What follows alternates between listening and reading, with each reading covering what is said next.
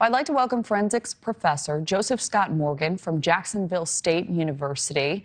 Joseph, thank you so much for being here. So we'll dive right in. Based on Nancy's reporting, do you get the sense the town is getting back to normal and this case is no longer top of mind for residents? And how does that impact law enforcement's energy in this investigation? No, it's not. It's not removed from their mind. It's forefront. They're probably just getting used to the idea that that this is going to be part and parcel of their life for weeks and months to come, perhaps years.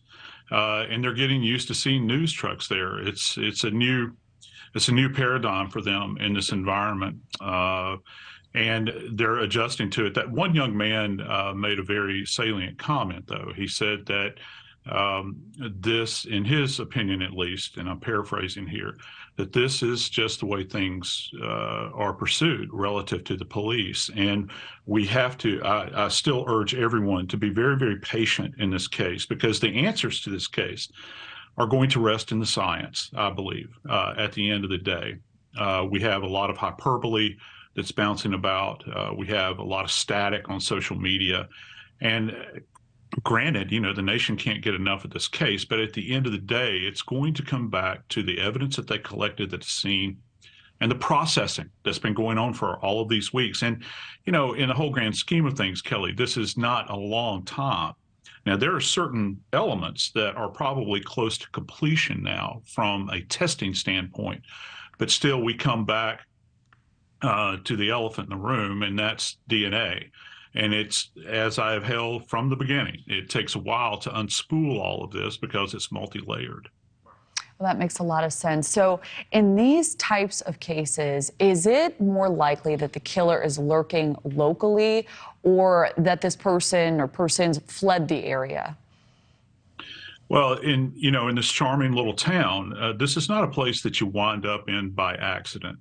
Okay, you have to be purposed to be going there, just like the person that committed this crime that night. We're into, I don't know, the 6th week, heading into the 7th, I guess.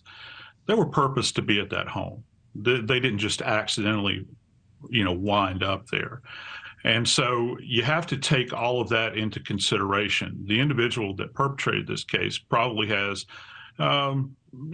more than likely an intimate familiarity with the environment, with the location geographically, and maybe just the connectivity to the university or perhaps these individuals that were the victims here.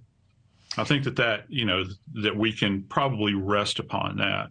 And that in and of itself is going to be key, because that's a tie back to the hard science here when we begin to think about the utility of the weapon that was used, the access to the weapon, the access to the home, their points of egress in the home, and certainly any kind of trace elements that were left behind in this case. We think about hair, fiber, certainly DNA, fingerprints, anything that was left behind, shoe prints.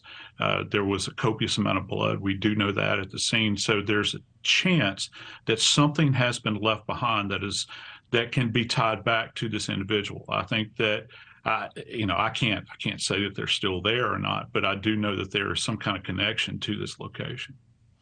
All right, we have about 40 seconds left, but I'd like to get this question in. Recently, and I'm sure you know this, a TikTok creator accused an Idaho professor of the killings without evidence. So even though the professor is suing the creator, she's not backing down from her claims. So how distracting is this sort of thing for investigators? It's very distracting. But, I used the word paradigm just a moment ago. This is not back in the day, as people say. This is the new paradigm that investigators are faced with. It's kind of like, I was thinking about it today, it's kind of like a Swiss watchmaker. It's got this beautiful watch in front of them, and there's a 50-piece band playing all around them while it's intricacy that's involved here. And that's very important. You have to understand that. And it's just a distraction. It's something we have to learn to live with now. All right, forensics professor Joseph Scott Morgan. Really interesting. Thank you for joining us this morning. Thank you for watching. Go to newsnationnow.com to find News Nation on your television provider. And don't forget to click the red subscribe button below to get more of News Nation's fact-driven, unbiased coverage.